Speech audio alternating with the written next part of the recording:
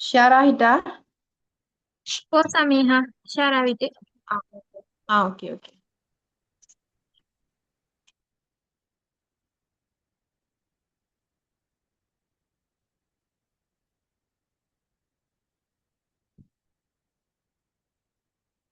Hello, அஸ்ஸலாமு அலைக்கும். Good evening. நீங்க வந்து நேரத்தோட இந்த தகட்டசைவு அந்த கேள்வி எல்லாம் பார்த்திருப்பீங்கன்னு நினைக்கிறேன். பாத்தீங்களா?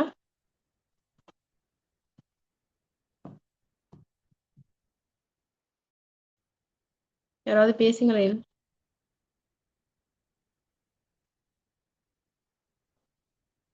சரி. எனக்கு வந்து இந்த பிசிக்கல் எஸ்ஏ பார்ட்ல வந்து வினா 2 நான் எடுத்த பகுதி.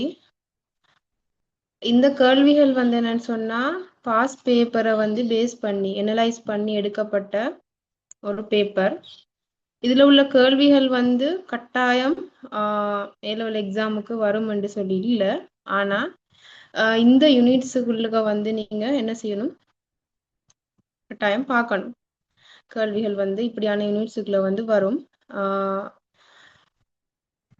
2வது கேள்வியை வந்து பார்த்தோம்னு சொன்னா நீர்க்கோள தொகுதி என்பதனால கருதப்படுவது யாது? இந்த கேள்வி வந்து தொகுதி என்ற அலகுக்குள்ளுக்கு எடுக்கப்பட்டிருக்கு. முதலாவது தொகுதின்னு சொன்னா என்னன்றது நம்மளுக்கு வந்து விளங்கி கொள்ளணும். நம்ம அதோடைய டெஃபினிஷனை வந்து நம்ம விளங்கி கொள்ளணும். தொகுதின்னு சொல்றது பிரிவுகள் பலவற்றை ஒன்றோடு ஒன்று இணைச்சி அதோட தொடர்புபடுத்தி அது வந்து குறிப்பிட்ட வரையறையோட செயற்படுற ஒரு கட்டமைப்பை தான் வந்து சொல்லுவாங்க தொகுதின்னு சொல்லி. இதை பார்த்தோம்னு சொன்னா இந்த தொகுதிக்குள்ளுக்க வந்து 3 வகைகள் இருக்குதா? என்னென்ன வகைகள்னு சொன்னா தனித்தொகுதி, மூடி தொகுதி, திறந்த தொகுதி.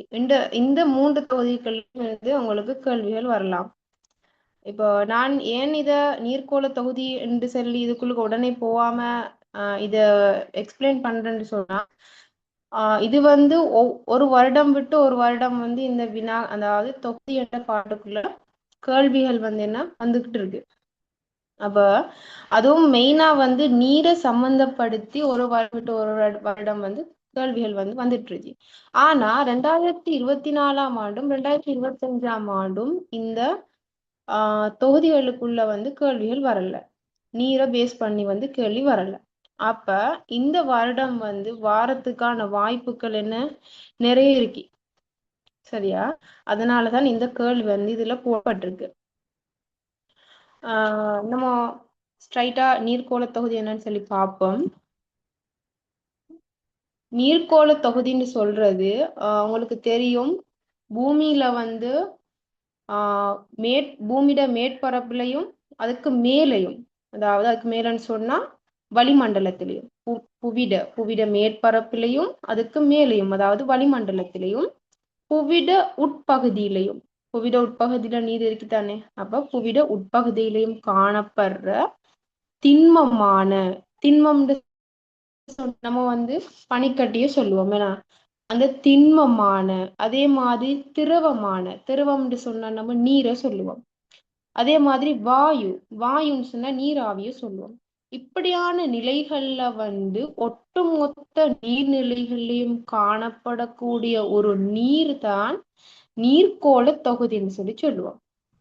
இது வந்து பல்வேறு வடிவங்கள்ல புவிட மேற்பரப்புல வந்து பறந்து காணப்படுறத நம்ம பாக்குறோம். ஏன்னா சமுத்திர வடிவுல, அதே மாதிரி கடல் வடிவுல, ஆறு வடிவுல, குளங்கள் வடிவுல, அதே மாதிரி நிலத்துக்கு அடியில நிலக்கீழ் வடிவில், அதே மாதிரி ஆறுகள், அதே மாதிரி வளிமண்டல நீராவிகள், இப்படியான எல்லா நீர் மூலங்களையும் உள்ளடக்கியதான் வந்து சொல்லுவாங்க நீர்க்கோள தொகுதி அப்படின்னு. நீங்க இந்த நீர்க்கோள தொகுதி என்று சொல்லி கருதப்படுவது யாருன்னு கேள்வியை பார்க்கிற நேரம் புவித்தொகுதின்னு ஒன்று இருக்குதானே, அந்த புவித்தொகுதியோட வகைகளுக்குள்ளதான் வந்து இந்த நீர்க்கோள தொகுதி வரப்போகுது. அதே மாதிரி இந்த புவித்தொகுதியோட வகைகளுக்குள்ள வந்து 4 தொகுதி, அதுல ஒன்றுதான் தொகுதி. அதே மாதிரி பார்த்து சொன்னா வளிக்கோள தொகுதி இருக்கு, கட்கோள தொகுதி இருக்கு, அதே மாதிரி இதோட டெஃபினிஷன் உங்களுக்கு என்ன செஞ்சிருக்கணும், கட்டாயம் தெரிஞ்சிருக்கணும். முதலாவது 2 புள்ளிக்கு, அதாவது 2 மார்க்ஸுக்கு கேள்வி வந்து வரப்போகுதுன்னு சொன்னா அதோட வரைவிலக்கணம் தான் உங்களுக்கு கேட்டு வரப்போகுது. தொகுதிக்குள்ள கேள்வி வாரன்னு சொன்னா அப்படித்தான் கேள்வி வரும். அநேகமான கேள்விகள் 2 மார்க்ஸுக்கு வந்து அப்படித்தான் கேள்வி வரும். மற்றபடி 2 மார்க்ஸுக்கு தொகுதிக்குள்ளுக்கு எடுக்கிற கேள்விகள்னு சொல்லி வேற கேள்விகள் இல்லை. அதே மாதிரி அப்படித்தான் வரப்போகுது. சரியா? அதே மாதிரி பார்த்தோம்னு சொன்னா 2வது கேள்வி போ. 2வது கேள்வி என்னன்னு சொன்னா, நீர்க்கோளம் எப்படி மனிதனுக்கு பயன்படுகிறது? ஏன்னா நீர்க்கோளம் எப்படி மனிதனுக்கு பயன்படுகிறது என்றத 3 காரணிகள் மூலம் உதாரணங்களோட விளக்குக.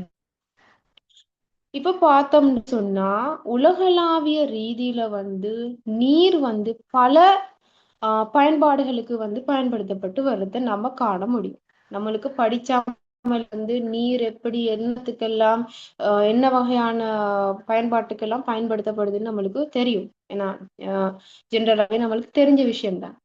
இப்போ முதல்ல சொன்னா நீர்க்கோளம் வந்து முக்கியமாக பயன்படுத்தப்படுகின்ற ஒரு துறையாக வந்து விவசாயம். விவசாயத்துல நீர் விவசாயத்துக்கு மிக முக்கியமான ஒரு விடயமாக காணப்படுது. நீர் இல்லாம விவசாய உற்பத்தி என்ன செய்யலாது, மேற்கொள்ள இயலாது. நம்ம இலங்கை எடுத்துக்கொண்டாலும் சரி, ஏன்னா இந்த விவசாய உற்பத்தி நிகழாட்டி ஏன்னா மனிதனுடைய தேவைகளையும் என்ன செஞ்சு கொள்ள இயலாது, பூர்த்தி செஞ்சு கொள்ள இயலாது. அப்ப நம்ம சும்மா உதாரணத்துக்கு நம்ம பாக்குறோம்னு சொன்னா விவசாயத்துறைய வந்து விவசாயத்துறையில வந்து பயிற்சியா இருக்கலாம், கால்நடை வளர்ப்பா இருக்கலாம். இது எல்லாத்துக்குமே என்ன நீர் அவசியம். நீங்க இது வந்து உதாரணங்களோடு விளக்குகள் இருக்குதானே. அப்ப நீங்க பாயிண்ட்ஸை கொடுத்துட்டு ஒரு விளக்கத்தை கொடுத்துட்டு நீங்க கட்டாயம் என்ன செய்யணும், அங்க உதாரணத்தை மென்ஷன் பண்ணணும். உதாரணம் கொடுக்காட்டி அங்க என்ன மார்க்ஸ் கிடையாது. அந்த பாயிண்ட்ஸுக்கும் விளக்கத்துக்கும் உங்களுக்கு மார்க்ஸ் வருமோ தவிர உதாரணத்துக்கும் அதாவது அரை மார்க்ஸ் வந்து போடுவாங்க. அதுக்கு அந்த மார்க்ஸ் உங்களுக்கு என்ன செய்யும், ஒட்டவா இல்லாம போகும். அப்ப கட்டாயம் அங்க உதாரணத்தோட 3 குறிப்பிட்டு நீங்க என்ன செய்யணும், விளக்கணும். இப்ப விவசாயத்துக்கு நீர் பயன்படுத்தப்படுகின்றதுன்னு சொன்னா நீங்க உதாரணத்துக்கு நம்முடைய இலங்கை எடுத்துக்கொள்ளலாம். ஏன்னா இலங்கையில வந்து நிறைய பயிற்சிகைக்காக வந்து நீர் வந்து பயன்படுத்தப்படுகிறது. அதுல முக்கியமாக நெற்பயிற்சியை நீங்க கொடுக்கலாம். அப்போ இலங்கையில வந்து நெற்பயிற்சிக்காக என்ன மாதிரியான நீர் மூலங்கள் வந்து பயன்படுத்தப்படுகின்றது? அநேகமாக குளங்கள்ல இருந்து நீரை பெற்றுக்கொள்றாங்க, ஆறுகள்ல இருந்து நீரை பெற்றுக்கொள்றாங்க. அப்ப இப்படியான வசதிகள்லாம் வந்து ஏன்னா நீர் வந்து இப்படியான பயிற்சி, அதாவது இப்படியான மூல வடிவங்கள்ல விவசாயத்துக்கு நீர் வந்து பயன்படுத்தப்படுறது நம்ம காண முடியும். அதே மாதிரி 2வது நம்ம அடுத்தது வந்து பார்த்தோம்னு சொன்னா மின்ன உற்பத்தி செய்யறதுக்கும் அதே மாதிரி கைத்தொழில் நடவடிக்கைகள்லையும் சேவைகள்லையும் வந்து இந்த நீர் வந்து பயன்படுத்தப்படுறத நம்ம பார்க்கலாம். அநேகமாக வந்து கைத்தொழிற்சாலைகள்ல நீர் வந்து பயன்படுத்தப்படுறத நம்ம பார்க்கலாம். ஏன்னா என்ன மாதிரியான கைத்தொழில், உதாரணத்துக்கு பார்த்தோம்னு சொன்னா ஆடை கைத்தொழில்ல நீர் எல்லாம் என்ன செய்யலாது, ஆடையை வந்து உற்பத்தி செய்யலாது. அதே மாதிரி பாரம்பரிய மட்பாண்ட கைத்தொழில் எடுத்துக்கொள்ளலாம். அங்க வந்து நீர் எல்லாம் என்ன செய்யலாது, அந்த கைத்தொழிலை வந்து மேற்கொள்ள இயலாது. நீங்க உதாரணத்துக்கு கொடுக்கலாம், இலங்கை ஆடை உற்பத்திக்கு வந்து என்ன செய்யப்படுது, நீர் வந்து பயன்படுத்தப்படுதுன்றதை நீங்க உதாரணத்துக்கு கொடுக்கலாம். அதே மாதிரி நீர் வந்து பயன்படுத்தப்படுதுன்னு சொல்லி சொன்னா வீட்டு தேவைகளுக்காகவும் என்ன செய்யப்படுது, நீர் வந்து முக்கியமாக பயன்படுத்தப்படுறது. வீட்டு தேவைகளுக்குன்னு சொல்ற நேரம் நீங்க குடிக்கிறதுக்கு பயன்படுத்தப்படுது, ஏன்னா சமைக்கிறதுக்கு பயன்படுத்தப்படுது, குளிக்கிறதுக்கு அதே மாதிரி உடை துவைக்கிறதுக்கு, இப்படி பல விடயங்களுக்கு வீட்டு தேவைகளுக்காக வந்து நீர் பயன்படுத்தப்படுறதை நீங்க காண முடியும். அதே நேரம் இப்ப நீங்க நீர்க்கோளத்தை பாக்குற அதே நேரம் நீங்க உயிர்கோள தொகுதியிட உயிர்கோளம் வந்து எப்படி மனிதனுக்கு பயன்படுத்தப்படுகின்றது, அதே மாதிரி கட்கோளம் எப்படி மனிதனுக்கு பயன்படுத்தப்படுகின்றது, அதே மாதிரி வளிக்கோளம் எப்படி மனிதனுக்கு பயன்படுத்தப்படுகின்றது என்ற பயன்பாடுகளையும் நீங்க வந்து கட்டாயம் என்ன செஞ்சு கொள்ளணும், பார்த்து கொள்ளணும். இப்போ நீங்க ஒரு கோல தொகுதி எடுத்தீங்கன்னு சொன்னா அதோட வரைவிலக்கணம், அது என்னத்துக்கு பயன்படுத்தப்படுது, அதை அது எப்படியான பிரச்சனைக்கு உள்ளாவது, அந்த பிரச்சனையை தீர்க்கிறதுக்காக இலங்கை என்ன நடவடிக்கை மேற்கொள்ளுதுன்ற விஷயங்களை நீங்க ஒரு கோல தொகுதி எடுத்தீங்கன்னு சொன்னா இந்த எல்லா விஷயங்களையும் என்ன செஞ்சணும், பார்த்து கொள்ளணும். சரியா? அடுத்தது பாத்தீங்கன்னு சொன்னா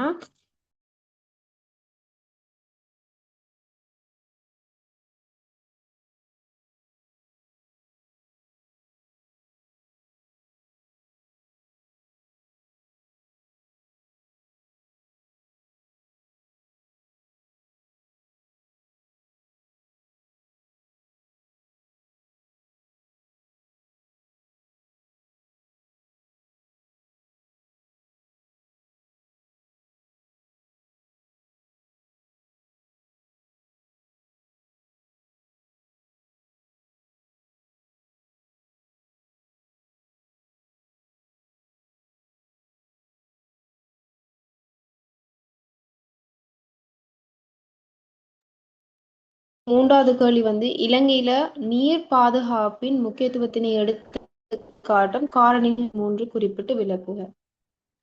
இலங்கையில நீரை ஏன் பாதுகாக்கணும், ஏன்னா நீரை என்னத்துக்காக பாதுகாக்கணும், பாதுகாக்கிறதான முக்கியத்துவம் என்ன, அப்படியான விஷயங்களை பார்த்தோம்னு சொன்னா, முதலாவது நீரை ஏன் பாதுகாக்கணும்னு சொன்னா, நீர் என்ன செய்யப்படுது, மாசடைஞ்சு வாரத்தை நம்ம காண முடியும்.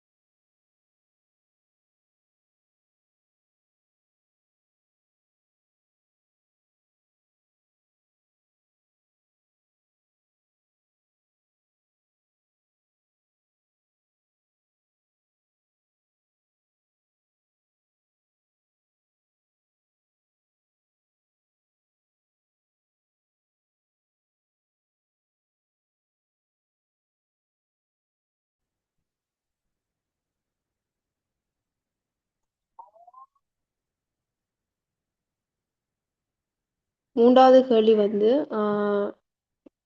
அதுல பார்த்தோம்னு சொன்னா, முதலாவது காரணம் என்னன்னு சொன்னா, நீர் மாசு அடைகிறது. நீர் மாசு அடைகிறதால நீர் என்ன செய்யணும், நம்ம பாதுகாக்கணும். ஏன்னா நீர் பாதுகாப்பிட முக்கியத்துவ முதலாவது காரணம் நீர் மாசு அடைகிறத நம்ம பார்க்கலாம். இலங்கையில பார்த்தோம்னு சொன்னா பல நூற்றாண்டுகளாக நீர் என்ன செய்ய மாசடைஞ்சு வாரத்தை நம்ம காண இயலும். ரெண்டு காரணங்களால நீர் மாசடையுது. ஒன்று இயற்கை காரணங்களாலேயும் நீர் மாசடையுது. அதே மாதிரி செயற்கை காரணங்களால, அதாவது மனிதனுடைய நடவடிக்கைகளாலும் நீர் மாசடைகிறத நம்ம பார்க்கலாம். இயற்கை காரணங்களால என்ன மாதிரியான நீர் மாசடைவுன்னு சொன்னா, கடல் நீர் கலக்கிறதுனால என்ன செய்யப்படுது, நீர் மாசடையுது. அதே மாதிரி நுண்ணுயிர்கள், ஏன்னா பாக்டீரியா கலக்கிறதாலையும் நீர் வந்து மாசடைகிறது நம்ம பார்க்கலாம். அதே மாதிரி மனித செயற்பாடுகளால எப்படி நீர் மாசடையுதுன்னு சொன்னா, நம்ம மனித நடவடிக்கைன்னு சொன்னா விவசாய நடவடிக்கை வரும். ஏன்னா விவசாய நடவடிக்கையை பார்த்தோம்னு சொன்னா விவசாய நடவடிக்கைகள்ல வந்து செயற்கை பசலை பாவனை, அதே மாதிரி கிருமி நாசினிகளை பாவிக்கிறது, அதே மாதிரி பீடை நாசினிகளை பாவிக்கிறது. ஏன்னா அதாவது பயிற்சிகள்ல இருந்து, அதாவது கிருமி நாசினிகளை, அதாவது பயிற்சிக்கு பீடைகள்ல இருந்து பாதுகாக்கிறதுக்காக பயிற்சிகளை இதை வந்து பயன்படுத்துவாங்க. இதனால வந்து என்ன செய்யப்படுது, இது வந்து கலக்கப்பட்டு நீர் வந்து நஞ்சாவரத்தை நம்ம பார்க்கலும். வாங்க சொல்லி முடிட்டோம்.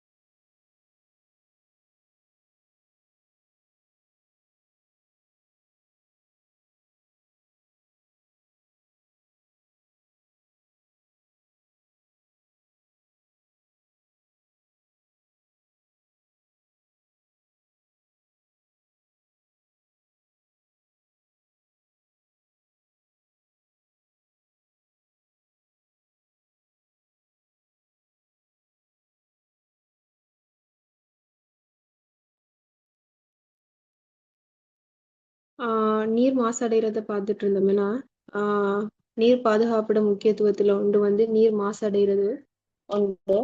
அதுல வந்து ரெண்டு காரணிகளால வந்து நீர் மாசடையுது. அதுல ஒன்று வந்து இயற்கை காரணிகளாலே நீர் மாசடையுது. அதே மாதிரி மனித செயற்பாடுகள், அதாவது செயற்கை காரணிகளாலே நீர் மாசடைகிறத நம்ம பார்க்கலும். அடுத்தது வந்து அடுத்த காரணம் வந்து என்ன பார்த்தோம்னா, நீர் வந்து வீண் விரயம் ஆகுறது.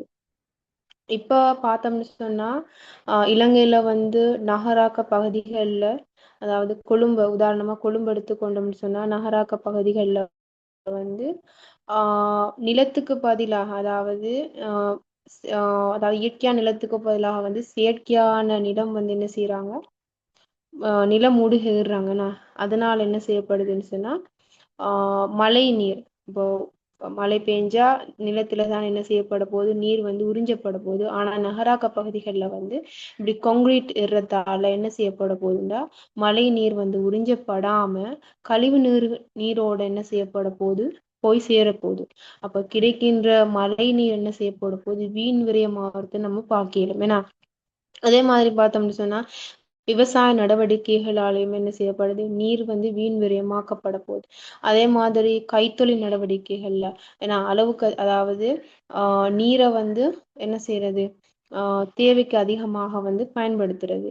அதே மாதிரி சேவை நடவடிக்கைகள்ல போக்குவரத்து வரும். ஏன்னா போக்குவரத்து சேவை வரும், அதுக்குள்ள முக்கியமாக வந்து போக்குவரத்து சேவையை நம்ம எடுத்துக்கொள்ளலாம். அதனாலையும் என்ன செய்யப்படுது, நீர் வந்து வீண் விரயமாகறதை நம்ம காண முடியும். அதே மாதிரி மூன்றாவது காரணத்தை பார்த்தோம்னு சொன்னா நீர்வளத்தினுடைய மிதமிஞ்சிய பாவனை. நீர்வளத்திட மிதமிஞ்சிய பாவனைன்னு சொல்லி சொன்னா அதிக அளவுல வந்து பயன்படுத்தப்படுற அதாவது அதாவது கிடைக்கப்படுற நீரோட அளவை விட அதிக அளவுல பயன்படுத்தக்கூடிய நீரைத்தான் வந்து மிதமிஞ்சிய பாவனை அப்படின்னு சொல்லி சொல்லுவாங்க. ஏன்னா மிதமிஞ்சி, அதாவது நீர் வளத்தை வந்து மிதமிஞ்சியமாக பயன்படுத்தக்கூடிய துறைகளை வந்து நம்ம பார்த்தோம்னு சொன்னா உணவு உற்பத்தியில பாக்குறோம். அதே மாதிரி கைத்தொழில் நடவடிக்கைகள்ல, அதே மாதிரி அன்றாட நடவடிக்கைகள்ல. ஏன்னா இந்த இந்த துறைகள்ல எல்லாம் வந்து நீர் வளம் என்ன செய்யப்படுது, மிதமிஞ்சமாக வந்து பயன்படுத்தப்படுது. இந்த மூன்று காரணங்களாலையும் என்ன செய்யப்படுது, நீர் பாதுகாக்கப்பட வேண்டும் என்ற முக்கியத்துவத்தை வந்து உணர்த்தி நிற்கிறத நம்ம காண முடியும். அதே மாதிரி நாலாவது கேள்வியை பார்த்தோம்னு சொன்னா இலங்கையின் நீர்வளத்தின் இயல்புகள் மற்றும் பரம்பலினை மூன்று விடயங்களினூடாக விளக்குக. அதாவது இலங்கையினுடைய நீர்வளத்தினுடைய இயல்புகள். அதுல வந்து பார்த்தோம்னு சொன்னா முதலாவது இயல்பு, இலங்கைக்கு வந்து 3 முறைகள்ல என்ன செய்யப்படுது, நீர் கிடைக்கு. இலங்கை வந்து ஒரு அதாவது சமுத்திரத்துல அமைந்திருக்கின்ற ஒரு தீவு. ஏன்னா மத்திய கோட்டுக்குள்ளுக்கு இருக்கின்ற ஒரு தீவு. அதனால வந்து அதிகமான மழை வீழ்ச்சியை பெறக்கூடிய ஒரு நாடா வந்து இலங்கை இருக்கு. ஏன்னா அதாவது சமநிலையான மழை வீழ்ச்சி. அதுல வந்து பார்த்தோம்னு சொன்னா இலங்கைக்கு வந்து பல்வேறு வழிகள்ல வந்து ஆண்டு முழுவதும் என்ன செய்யப்படுது, இலங்கைக்கு வந்து மழை வீழ்ச்சி கிடைக்குது. அதுல பார்த்தோம்னு சொன்னா முதலாவது 3 முறைகள் இருக்கு. அதாவது இலங்கைக்கு வந்து மழை வீழ்ச்சி கிடைக்கக்கூடிய 3 முறைகள் இருக்கு. அதுல வந்து பார்த்தோம்னு சொன்னா முதலாவது மேற்காவுகை, அதே மாதிரி பருவக்காற்று மழை, அடுத்தது வந்து சூறாவளி மழை. ஏன்னா அந்த 3 முறைகளினூடாக வந்து இலங்கைக்கு ஆண்டு முழுவதும் மழை வீழ்ச்சி கிடைக்கிறது ஒரு இயல்பு. அப்ப நீர்வளத்தினுடைய முதலாவது இயல்பு கேட்டா நீங்க எதை என்ன செய்யணும், கொடுக்கணும். சரியா? அதுல வந்து பார்த்தோம்னு சொன்னா மேற்காவுகை மலைன்னா உங்களுக்கு தெரியும். இலங்கை வந்து மத்திய கூட்டுக்கு அண்மையில் அமைஞ்சிருக்கிறதால, அதே மாதிரி அதிக வெப்பம் நிலவக்கூடியதால, ஏன்னா மத்திய கூட்டுக்கு அண்மையில் அமைஞ்சிருக்கிறதால அதிக வெப்பம் நிலவுகின்றது. அதே மாதிரி சமுத்திர வலயத்துல அமைஞ்சிருக்கின்றதால அதிக அளவு நீராவிய என்ன செய்யும், இது வந்து கொண்டிருக்கும். அதால இந்த காரணிகளால வருடம் முழுவதும் என்ன செய்ய போகுது, மழை கிடைக்க போகுது. இந்த மலையைத்தான் சொல்லுவாங்க மேற்காவுகை மலை. ஏன்னா அந்த மேற்காவுகை மலை வந்து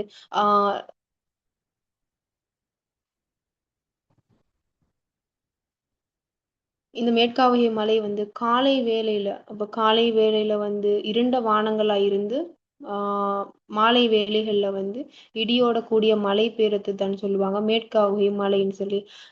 அதே மாதிரி அடுத்தது வந்து பருவக்காற்று மலை வந்து 2 வகைப்படும். ஏன்னா தென்மேல் பருவக்காற்று, வடகில் பருவக்காற்று. இது தென்மேல் பருவக்காற்று வந்து தென்மேல் பகுதிக்கு மழையும், வடகில் பருவக்காற்று வந்து வடகில் பகுதிக்கு மழையும் வந்து பெற்றுக்கொள்ளக்கூடிய ஒரு வழிமுறையாக வந்து காணப்படுது. அதே மாதிரி பார்த்தோம்னு சொன்னா சூறாவளி மலை உங்களுக்கு தெரியும். இலங்கையினுடைய எந்த பகுதிக்கு, அதாவது வங்களா விரிகுடாவில் எழுகின்ற அந்த தாளமுக்கத்தினால வந்து நாட்டினுடைய, அதாவது இலங்கை நாட்டினுடைய வடக்கு கிழக்கு பகுதிகளுக்கு அதிகமான மழை வீழ்ச்சியை பெற்றுக் கொடுக்கக்கூடிய ஒரு வழிமுறையாக வந்து இந்த சூறாவளி மழை காணப்படுகின்றது. அப்ப நீங்க ஒரு முதலாவது இயல்பு ஒன்று கொடுக்குற நேரம் நீங்க இந்த 3 முறைகள் மூலமாக வந்து ஆஹ் மழை வீழ்ச்சி கிடைக்கின்றது என்றதை முதலாவது நீங்க ஒரு பாயிண்ட்ஸா கொடுக்கலாம். அதே மாதிரி பார்த்தோம்னு சொன்னா மழை வீழ்ச்சியோட அளவை வந்து நீங்க இன்னொரு பாயிண்ட்ஸா கொடுக்கலாம். ஏன்னா ஆண்டு, அதாவது சராசரியாக வந்து இலங்கையில ஆண்டுக்கு 1861 மில்லிமீட்டர் மழை வீழ்ச்சி கிடைக்குது. ஏன்னா அதுல வந்து பார்த்தோம்னு சொன்னா மத்திய மலை நாட்டுக்கு, அதாவது மத்திய மலை நாட்டுக்கு வந்து 5000 மில்லிமீட்டரை விட அதிகமான மழையும், அரைவரல் பகுதிகளுக்கு வந்து 1000 மில்லிமீட்டரை விட குறைவான மழை வீழ்ச்சியும் கிடைக்கிறத வந்து நம்ம பார்க்கலாம். இதை மழை வீழ்ச்சியோட அளவை வந்து நீங்க இன்னொரு பாயிண்ட்ஸா கொடுக்கலாம். அடுத்தது வந்து பார்த்தோம்னு சொன்னா நீர் வந்து அதோட இயல்புக்கு ஏற்ப 3 வகைப்படும். ஒன்று நன்னீர், அதே மாதிரி உவர்நீர், அதே மாதிரி சவர் நீர். நேரம் போதாததால மொத்த கேள்வி எக்ஸ்பிளைன் பண்ணணும். நான் இந்த கேள்வியை வந்து இதோட நிப்பாட்டுறேன். அடுத்த கேள்வியை ஸ்டார்ட் பண்ணுவோம்.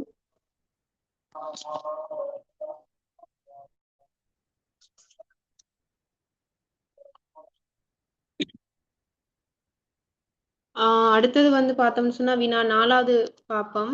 முதலாவது கேள்வி அதுல வந்து சர்வதேச மற்றும் பிராந்திய ரீதியில் சூழலை பேணி பாதுகாப்பதில் ஈடுபட்டு வரும் 4 சூழலியல் நிறுவனங்களை பெயரிடுக. ஏன் இந்த கொஷன் வந்து போடப்பட்டுச்சுன்னு சொன்னா ஓல்டு சிலபஸ்ல வந்து 2017 ஆண்டு வந்திருக்கு. நியூ சிலபஸ்ல இந்த யூனிட்ல இருந்து எந்த ஒரு கேள்வியுமே வந்து பிசிக்கல் பார்ட்ல வரல. அப்ப உங்களுக்கு வாரத்துக்கு நிறைய வாய்ப்புகள் இருக்கு. அதனால இதை கட்டாயம் பார்த்துக்கொள்ளுங்க. சரியா? இந்த அளவுக்குள்ள வந்து நீங்க பார்த்துக்கொள்ளுங்க. முதலாவது கேள்வி என்னன்னு சொன்னா சர்வதேச மற்றும் பிராந்திய ரீதியில் சூழலை பேணி பாதுகாப்பதில் ஈடுபட்டு வரும் 4 சூழலியல் நிறுவனங்களை பெயரிடுங்க. இதே மெத்தட்ல இதே மாதிரி 2017 ஆண்டு கேள்வி வந்திருக்கு. இப்போ என்னன்னு சொன்னா அதே கேள்வி உங்களுக்கு திரும்ப வர வாய்ப்பு இருக்கு. அதே கேள்வி உங்களுக்கு தூக்கி போடலாம். இதுல கேள்வி ஒன்றுதான் மாறுது. அதுல வந்து கேட்கப்பட்டிருக்கு இலங்கை சூழலியல் அமைப்பு நிறுவனங்கள். இதுல கேட்டிருக்காங்க வந்து சர்வதேச சூழலியல் நிறுவனங்கள். முதலாவது வந்து சர்வதேச சூழலியல் நிறுவனங்கள் என்னென்ன இருக்கு 4 வந்து பெயரிட சொல்றாங்க. முதலாவது வந்து ஐக்கிய நாடுகளின் சூழல் நிகழ்ச்சி திட்டம், அதே மாதிரி 2வது இயற்கை பாதுகாப்பதற்கான சர்வதேச சங்கம், 3வது வந்து ஐக்கிய நாடுகளோட காலநிலை மாற்றம் தொடர்பான வரைச்சட்டக சமவாயம், அதே மாதிரி தென்னாசிய சூழலியல் ஒத்துழைப்பு வரை திட்டம். இந்த 4 தான் வந்து சர்வதேச மற்றும் பிராந்திய ரீதியில சூழலை பேணி பாதுகாக்கிறதுல ஈடுபட்டு வருகின்ற சூழலியல் அமைப்புகள். இதுக்கு பதிலாக வந்து நீங்க இலங்கை சூழலியல் நிறுவனங்களும் கேட்டு வரலாம். again சொல்லுங்கவா? ஓகே ஓகே சொல்லுங்க. இன்னொரு தடவை சொல்லுங்க இந்த சூழலியல் நிறுவனங்களை. ஓகே சொல்றேன். முதலாவது வந்து ஐக்கிய நாடுகளின் சூழல் நிகழ்ச்சி திட்டம், அதாவது UNEP சொல்லுவாங்க, யுனைடெட் நேஷன்ஸ் என்வாயன்மெண்ட் ப்ரோக்ராம். 2வது இயற்கை பாதுகாப்பதற்கான சர்வதேச சங்கம், IUCN, international union for conservation of nature. சரியா? 3வது வந்து ஐக்கிய நாடுகளின் காலநிலை மாற்றம் தொடர்பான வரைச்சட்டக சமவாயம். உங்களுக்கு வந்து ஆன்சர்ஸ் உங்களுக்கு அந்த பேப்பர் வந்து அனுப்புனாங்களா? இன்னும் அனுப்பலையா?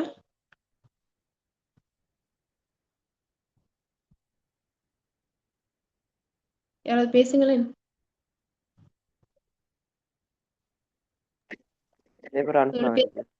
உங்க பேப்பர் ஷேர் பண்ணிருப்பாங்களேனா? அதுல வந்து இருக்கு, அந்த ஆன்சர்ஸ்ல இருக்கீனா? சரியா? அதுல ஆன்சர்ஸ் இல்லையா? ஓகே ஓகே ஓகே, நான் சொல்றேன். முதலாவது வந்து ஐக்கிய நாடுகளோட சூழல் நிகழ்ச்சி திட்டம், அதாவது யுனைடெட் நேஷன்ஸ் என்வாயன்மெண்ட் ப்ரோக்ராம். எனக்கு வந்து 7 மணிக்கு லெக்சர்ஸ் இருக்கி, அதனால கொஞ்சம் டைம் போதாது. நான் கொஞ்சம் ஸ்பீடா போறேன். ஓகே, ஒன்றும் நினைக்க வேணாம். நீங்க நோட் பண்ணுங்க, நான் சொல்றேன். நோட் பண்ணிட்டீங்களா?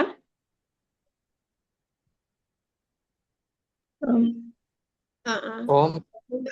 மூன்றாவது வந்து ஐக்கிய நாடுகளின் காலநிலை மாற்றம் தொடர்பான வரைச்சட்டக சமவாயம். நாலாவது வந்து தென்னாசிய சூழலியல் ஒத்துழைப்பு வேலை திட்டம். சரியா? 2017ஆம் ஆண்டு வந்து இதற்கு பதிலாக வந்து இலங்கை சூழலியல் நிறுவனங்கள் கேட்டு வந்திருக்கு.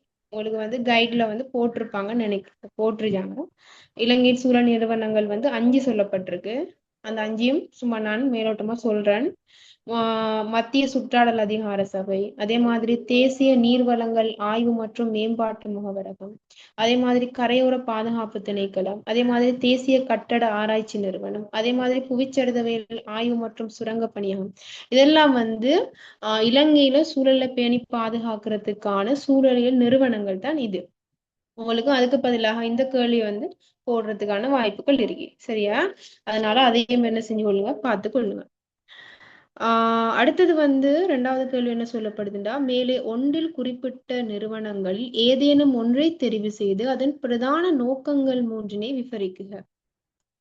இப்போ எனக்கு வந்து எல்லா நிறுவனங்களுடைய நோக்கங்களையும் சொல்றதுக்கு நேரம் இல்லை. நான் உதாரணத்துக்கு உங்களுக்கு வந்து ஐக்கிய நாடுகளோட சூழல் நிகழ்ச்சி திட்டத்தின் நோக்கத்தை வந்து எக்ஸ்பிளைன் பண்றேன். சரியா? முதலாவது வந்து இது வந்து 1972ஆம் ஆண்டு வந்து தொடங்கப்பட்டுச்சு. இதனுடைய தலைமையகம் எங்க இருக்குன்னு சொன்னா கென்யா நாடு. கென்யா நாட்டுல நைரோபி நகரத்துல வந்து அமைக்கப்பட்டிருக்கு. இதோட முக்கியமான நோக்கம் என்னன்னு சொன்னா உலகளாவிய ரீதியாக வந்து சுற்றுச்சூழல், அதாவது சூழலை பாதுகாக்கிறது, நிலையான வளர்ச்சியை ஊக்குவிக்கிறது தான் வந்து இதனுடைய பிரதான நோக்கம். அதை வந்து நம்ம பாயிண்ட்ஸ் ரீதியாக வந்து பார்ப்போம். இப்போ உலகளாவிய ரீதியாக பார்த்தோம்னு சொன்னா இந்த காலநிலை மாற்றம் ஒரு மிக முக்கியமான ஒரு பாரிய பிரச்சனையாக வந்து இந்த காலநிலை மாற்றம் காணப்படுது.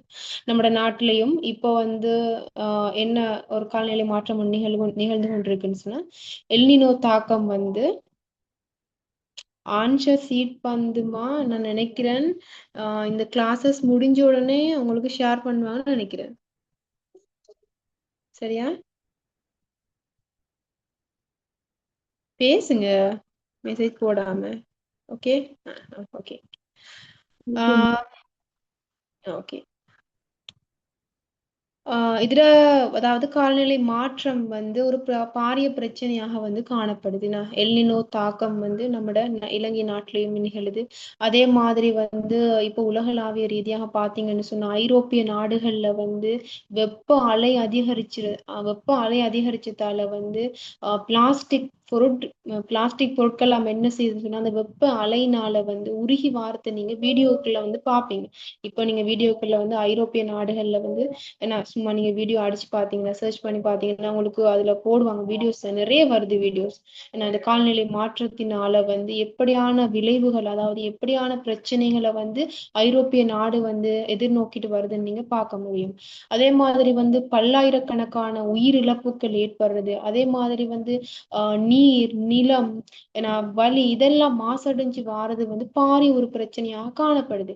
அப்ப இது எல்லாத்தையுமே, அதாவது இந்த எல்லாம் அனைவற்றையுமே இல்லாதாக்குறது தான் வந்து இதனுடைய நோக்கமாக, மிக முக்கியமான நோக்கமாக காணப்படுது.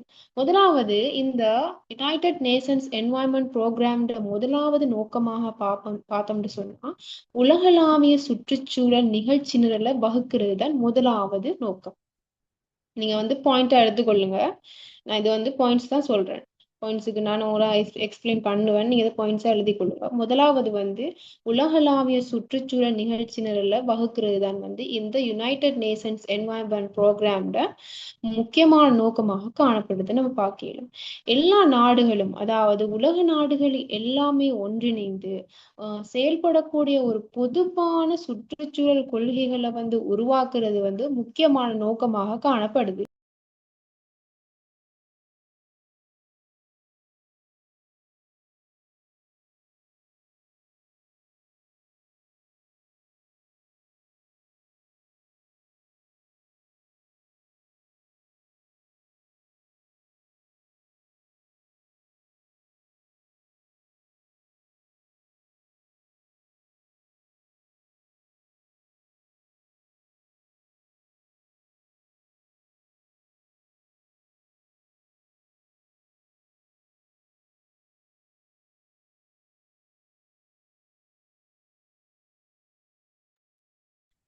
இதுல பாத்தீங்கன்னு சொன்னா உலகளாவிய சுற்றுச்சூழல் நிகழ்ச்சி நிரலை தயாரிக்கிறது வந்து முதலாவது பாயிண்ட்ஸாக காணப்படுது. அதுல வந்து எல்லா நாடுகளும் ஒன்றிணைந்து சுற்றுச்சூழல் தொடர்பான கொள்கைகளை வந்து உருவாக்குறது இதுல முக்கியமான நோக்கமாக காணப்படுது.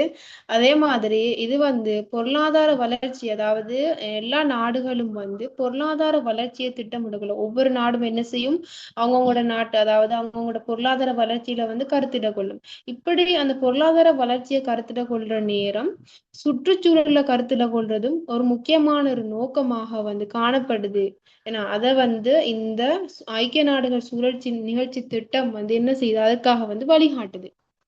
அடுத்தது வந்து பார்த்தோம்னு சொன்னா நிலையான வளர்ச்சியை வந்து ஊக்குவிக்குது.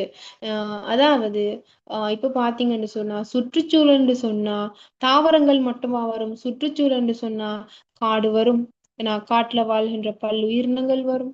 அதே மாதிரி நீர்நிலைகள் வரும், நீர்நிலைகள்னு சொன்னா அதுல சமுத்திரம் வரும், கடல் வரும், ஆறு வரும், குளம் வரும், இது எல்லாமே வரும். அதே மாதிரி வழி, ஏன்னா காற்று, இது எல்லாமே அனைத்தும் தான் வந்து சுற்றுச்சூழல் என்று சொல்லி சொல்லுவாங்க. இந்த சுற்றுச்சூழலை என்ன செய்யணும்னு சொன்னா நாம பயன்படுத்தி எதிர்கால சந்ததியினருக்கு என்ன செய்யணும், விட்டு செல்லணும். அதைத்தான் வந்து பேண்தகு அபிவிருத்தி அப்படின்னு சொல்லி சொல்லுவாங்க. அப்ப எதிர்கால சந்ததியினர் அவங்களோட தேவைகளை பூர்த்தி செஞ்சு கொள்ற அளவுக்கு இயற்கை வளங்களை வந்து நம்ம என்ன செய்யணும், முறையான அளவுல வந்து பயன்படுத்தணும். அதைத்தான் வந்து நிலையான வளர்ச்சின்னு சொல்லி சொல்லுவாங்க. இந்த நிலையான வளர்ச்சி ஊக்குவிக்கிறதுல வளர்ச்சி அடைந்த நாடுகளும் வளர்ந்து வருகின்ற நாடுகளும் என்ன செய்யுது, ஊக்குவிக்குது. அதே மாதிரி மூன்றாவது விஷயம் பார்த்தோம்னு சொன்னா ஆஹ் அறிவியல் ரீதியான ஆய்வு ரீதியான அறிக்கைகளை என்ன செய்யுதுன்னு சொன்னா இந்த யுனைடெட் நேஷன்ஸ் என்வாயன்மெண்ட் ப்ரோக்ராம் வந்து வெளியிடுறதை நம்ம பார்க்கலாம். உங்களுக்கு வந்து கைட்ல சொல்லப்பட்டிருக்கிற ஒரு அறிக்கையை தான் வந்து நான் சொல்றேன். எமது பொது எதிர்காலம் என்ற அறிக்கையை வந்து வெளியிடுறாங்க. அந்த அறிக்கையில என்ன சொல்லப்பட்டிருக்குன்னு சொன்னா சூழலை பாதுகாக்கிறது, பொருளாதாரத்தை அபிவிருத்தி அடைய செய்யறது, சூழலுக்கு இடையில இடைத்தொடர்பை ஏற்படுத்துறது, இது தொடர்பாக வந்து இந்த அறிக்கை என்ன செய்யுதுன்னா கவனம் செலுத்தி வருகின்றது. அப்ப இதுவும் ஒரு நோக்கமாக காணப்படுது. அதே மாதிரி சர்வதேச சர்வதேச சுற்றுச்சூழல் உடன்படிக்கைகளையும் என்ன செஞ்சுட்டு வருது, ஒருங்கிணைச்சிட்டு வருது இந்த ஐக்கிய நாடுகளின் சூழல் நிகழ்ச்சி திட்டம். அடுத்த கேள்வி என்னன்னு சொன்னா இலங்கையில வந்து அத சொல்றதுக்கு முன்னால வந்து மத்த அமைப்புகளோட நோக்கங்களையும் நீங்க என்ன செஞ்சு கொள்ளணும், கட்டாயம் பார்த்து கொள்ளணும். நோக்கங்கள், அதாவது கைட்ல உங்களுக்கு வந்து நோக்கங்கள் சொல்லப்பட்டிருக்காது, பணிகள் தான் உங்களுக்கு என்ன செய்யப்பட்டும் தரப்பட்டுச்சும். இப்ப பணிகள்னு சொல்ற நேரம் கிட்டத்தட்ட அது நோக்கம் மாதிரி தான். ஏன்னா ஒரு விஷயம், அதாவது ஒரு விஷயத்தை அடையணுன்றதுக்கு என்னென்ன, அதாவது என்னென்னத்து நோக்கத்தை அடிப்படையாக வச்சு நம்ம அந்த விஷயத்த வந்து செய்யறோம்ன்றது தான் வந்து நோக்கம்னு சொல்லி சொல்லுவாங்க. அப்ப நீங்க இந்த சூழலியல் அமைப்புகள் என்ன நோக்கத்துக்காக வேண்டி இந்த அமைப்புகளை வந்து உருவாக்கி இருக்கீங்கன்றதை நீங்க என்ன செய்யணும், படிச்சு கொள்ளணும். அந்த பணிகள் தான் கிட்டத்தட்ட நோக்க மாதிரி வரும். அடுத்த கேள்வி என்னன்னு சொன்னா இலங்கையில வந்து சூழலை பேணி பாதுகாக்கும் சூழலியல் நிறுவனங்கள், இந்த 5 நிறுவனங்கள் சொன்னேன். அந்த நிறுவனங்கள் வந்து தங்களோட நோக்கங்களை நிறைவேற்றும் போது எதிர்நோக்கும் பிரச்சனைகள், 3 பிரச்சனைகளை ஆராய்கன்னு சொல்லி சொல்லப்பட்டிருக்கு. என்னென்ன பிரச்சனைகளை வந்து எதிர்நோக்குறாங்கன்னு சொன்னா சட்ட அமுலாக்க குறைபாடுகள், அரசியல் தலையீடுகள். ஏன்னா இப்போ இப்போ அந்த அமைப்பு வந்து ஒரு உதாரணத்துக்கு நான் சொல்றேன் வந்து கரையோர பாதுகாப்பு திணைக்களத்தை எடுத்துக்கொள்வோம். இந்த கரையோர பாதுகாப்பு திணைக்களம் வந்து சட்டத்தை அமுல்படுத்தும் போது சில குறைபாடுகள் வரும். ஏன்னா அதே மாதிரி வந்து சில அரசியல் என்ன செய்யும், அரசாங்கம் வந்து அதுக்குள்ள தலையிடும். இதெல்லாம் என்ன ஒரு பிரச்சனை. ஏன்னா அவங்க வந்து அவங்களோட நோக்கத்தை நிறைவேற்ற முடியாம போறதுக்கான பிரச்சனை, இது ஒரு மெயின் பிரச்சனை. ஏன்னா இப்ப உதாரணமா வந்து நம்ம பார்க்கலாம், கரையோரத்துல வந்து மணல் அகழ்றது ஒரு சட்டவிரோதமான செயல் தானே. ஏன்னா இப்ப நம்ம பாக்குறோம், பெர்மிட் இல்லாம வந்து மண்ணை என்ன செய்யலாது, எடுக்க இயலாது. பெர்மிட் இருந்தா மட்டும்தான் என்ன செய்யணும், மணலை வந்து அகழலும். அப்ப மணல் அகழ்றது ஒரு சட்டவிரோதமான செயற்பாடு. அப்ப இது ஒரு பிரச்சனையாக, ஒரு முக்கிய பிரச்சனையாக வந்து காணப்படுது. அதே மாதிரி ஒரு ஒரு அதாவது இதுக்கு எதிராக ஒரு இதுக்கு எதிராக ஒரு சட்ட நடவடிக்கை எடுக்கக்குள்ள வந்து அரசியல் என்ன செய்யும்? அரசியல் வந்து தலையிடும். அரசியல் தலையிடுறதும் ஒரு மெயின் பிரச்சனையாக வந்து காணப்படுது. அடுத்தது வந்து பார்த்தோம்னு சொன்னா போதிய நிதி இல்லாம, நவீன தொழில்நுட்பம் இல்லாம, மனித வள பற்றாக்குறை இது எல்லாமே ஒரு முக்கிய பிரச்சனையாக காணப்படுது. அப்ப இந்த சூழலியல் அமைப்புகள் வந்து அவங்களோட நோக்கங்களை நிறைவேற்ற முடியாம போறதுக்கான முக்கிய காரணமாக இது காணப்படுது. இப்ப பார்த்தோம்னு சொன்னா ஆஹ் இப்போ இந்த நிறுவனங்களுக்கு அதாவது அவங்க வந்து ஆஹ் சொந்தமா இப்ப ஒருத்தர் ஒருத்தர் மட்டும் இந்த சூழலில் அமைப்பை நிர்வகிக்க மாட்டாரே. எல்லாரும் சேர்ந்து ஒரு குழுவாகத்தான் என்ன செய்வாங்க, இந்த அமைப்பை வந்து நிர்வகிப்பாங்க. அப்படி நிர்வகிக்கிற நேரம் அவங்களோட சொந்த காசை போட்டா நிர்வகிப்பாங்க இல்ல. அதுக்குன்ற ஒரு நிதி வேணும். ஒரு அந்த நிதி இருந்தா தான் என்ன செய்வாங்க, அவங்களும் வந்து அதுல ஆர்வம் கொண்டு அந்த பிரச்சனைகளை தீர்க்க முன் வருவாங்க. அப்ப நிதி ஒரு போதிய அளவான நிதி இல்லாம இருக்கிறது ஒரு பெரிய பாரிய பிரச்சனையாக காணப்படுது. அதே மாதிரி பாதுகாக்கிறதுக்கு ஆஹ் சில தொழில்நுட்பங்கள் கட்டாயம் தேவை. ஏன்னா இப்ப உதாரணமாக வந்து கரையோரம் அதாவது கரையோரத்தை தாண்டின பிரதேசங்கள்ல வந்து கண்காணிக்கிறதுக்காக என்ன வேணும்? ட்ரோன் கேமரா வேணும், ஐபிஎஸ் கண்காணிப்பு வேணும். இப்படியான வசதிகள், அதே மாதிரி வாகன வசதிகள் வேணும். இப்படியான வசதிகள் இல்லாம இருக்கிறதும் ஒரு பாரிய பிரச்சனையாக காணப்படுது நம்ம பார்க்கலும். அதே மாதிரி மனித வள பற்றாக்குறை இந்த அமைப்பை நிர்வகிக்கிறதுக்கு சும்மா ஏன்னா அதாவது ஒரு ஒரு கூலி தொழில் செய்யற ஒருத்தரை வந்து கூட்டி போய் இந்த அமைப்பை நிர்வகிப்பாரா? இல்ல, நிர்வகிக்க மாட்டார். அதுக்கு பயிற்சி வழங்கப்பட்ட ஏன்னா அதாவது ஒரு அந்த வளங்களை கண்காணிக்கக்கூடிய பயிற்சி வழங்கப்பட்ட ஒரு ஊழியர் தேவை. அப்ப அந்த ஊழியர் பற்றாக்குறையும் ஒரு பற்றாக்குறையாக காணப்படுறதை நம்ம பார்க்கலும். அதே மாதிரி பார்த்தோம்னு சொன்னா மக்களுக்கு இடையில ஒரு போதிய அளவு விழிப்புணர்வு இல்லைன்னா அதாவது சூழலை தான் இப்படித்தான் பாதுகாக்கணும், ஏன்னா இந்த வழிமுறையை பின்பற்றி தான் பாதுகாக்கணும் அப்படின்ற அந்த ஒரு கன்செப்ட் அவங்கள்ட்ட இல்லை. அதனால வந்து ஏன்னா காடுகளை வந்து அவங்க அழிக்கிறது, அதே மாதிரி சட்ட விரோதமாக வந்து விலங்குகளை வந்து வேட்டையாடுறது, அதே மாதிரி இது வந்து இதனாலேயும் என்ன செய்யப்படுது, அவங்களுக்கான சரியான விழிப்புணர்வு இல்லாததாலையும் இந்த இலங்கை சூழலில் அமைப்பு என்ன செய்யுது, பிரச்சனைகளை வந்து எதிர்நோக்கிட்டு வருது. அடுத்த கேள்வியை பார்த்தோம்னு சொன்னா இலங்கையில வந்து சூழலை பேணி பாதுகாக்கிறதுல போதுமான அளவு கவனம் செலுத்தப்படாமையா ஏற்பட்டு வரும் 3 விளைவுகளை சுருக்கமாக விளக்குக. இப்ப பார்த்தோம்னு சொன்னா இந்த சூழலை பேணி பாதுகாக்காததால என்ன மாதிரியான விளைவுகளை வந்து இலங்கையை சந்திக்குதுன்னு சொன்னா பல்லுயிரினங்கள் என்ன செய்யுது, இழக்குது, காடு அழிக்கப்படுது. ஏன்னா பல்லுயிரினங்கள் இழக்கப்படுதுன்னு சொல்லி பார்த்தோம்னு சொன்னா இலங்கைக்கு வந்து தனித்துவமான காடுகள் காணப்படுது. ஏன்னா ஈரவலய காடுகள் காணப்படுது, உலர்வலய காடுகள் காணப்படுது. இந்த காடுகள்ல வந்து சிங்கராஜவான காடெல்லாம் வந்து ஈரவலய காடுகள் வந்து உதாரணமா நம்ம எடுத்துக்கொள்ளலாம். அதுக்குள்ளுக்க ஏன்னா காடுகள் வந்து அழிக்கப்படுறது, ஏன்னா வெட்டப்படுறது, வேட்டையாடப்படுறது, அதே மாதிரி விலங்குகள் அருவி போறது எல்லாமே வந்து ஒரு பாரிய பிரச்சனையாக காணப்படுது. அப்ப இலங்கைக்குன்னு சொல்லி தனித்துவமான விலங்குகள், உயிரினங்கள், தாவரங்கள் இல்லாம போறது ஒரு பாரிய பிரச்சனையாக காணப்படுது. அதே மாதிரி காடழிப்பும் ஒரு பாரிய பிரச்சனையாக காணப்படுறது நீங்க என்ன செய்யலாம், ஒரு விளைவாக வந்து எழுதலாம். சரியா? அதே மாதிரி வந்து தீவிரமான காலநிலை மாற்றம் ஏற்படுறது, இயற்கை அனர்த்தங்கள் ஏற்படுறோம் ஒரு பாரிய பிரச்சனையாக காணப்படுது. இப்ப நம்ம சூழலை வந்து பேணி பருவமழை அதாவது இலங்கையில வந்து முறையற்ற பருவமழை இதனால கிடைக்கும். தீவிர வறட்சி ஏற்படும், ஏன்னா கடுமையான வெள்ளத்துக்கு வரும். இப்ப பாத்தீங்கன்னு சொன்னா குப்பைகளை வந்து ஆறுகள்ல வந்து கொற்றத்தால் என்ன செய்ய போகுது, ஆறுகள் வந்து வழிந்தோட போகுது. உதாரணத்துக்கு நீங்க கல்லணை கங்கையை கொடுக்கலாம்.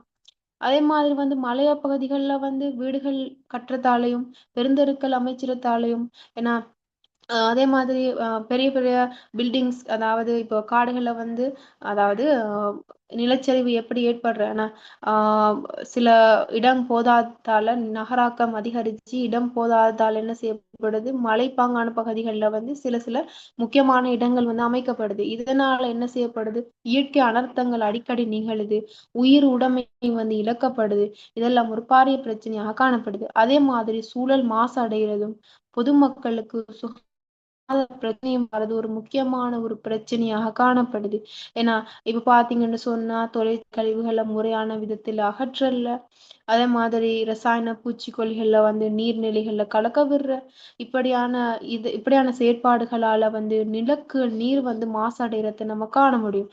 அதே மாதிரி வடமத்திய மாகாணங்கள் வந்து பாத்தீங்கன்னு சொன்னா ஆஹ் அநேகமாக வந்து சீ சீனி நோய்ன்னு சொல்லுவாங்க. அதாவது சிறுநீரக நோய் வந்து பரவுறதுக்கு முக்கியமான ஒரு காரணியாக காணப்படுது. ஏன்னா வலி மாசடைகிறதால சுவாச நோய்கள் அதிகரிக்கிறது, ஏன்னா சுவாச பை சம்பந்தப்பட்ட நோய்கள் அதிகரிக்கிறது.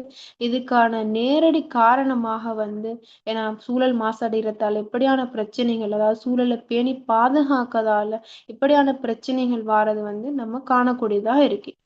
சரியா? ஏதாவது உங்களுக்கு டவுட்ஸ் இருந்தா கேளுமா.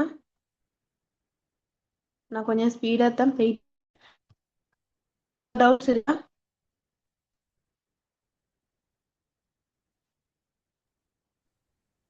சர்வதேச பிராந்திய அமைப்புகள் இந்த முறை எதிர்பார்க்குங்களா கேள்வி?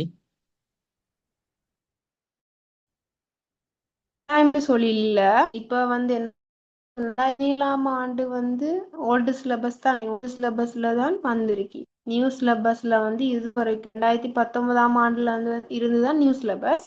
2019ஆம் ஆண்டுல இருந்து 2025ஆம் ஆண்டு வரைக்கும் எந்த ஒரு கேள்வியுமே பிசிக்கல் எஸ்ஏ பார்ட்ல வந்து சர்வதேச வந்து வரல. அப்ப நீங்க வந்து பார்த்துக்கொள்ளுங்க, கட்டாயம் இதுதான் வரும்னு சொல்லி இல்ல, இதை பார்த்துக்கொள்ளுங்க. என்று சொன்னா நியூ சிலபஸ்ல ஏதோ ஒரு பகுதியிலும் இந்த கேள்வி வரலுக்காக வேண்டிதான் போடுறியா. ஓகே, தேங்க்ஸா. ஆஹ்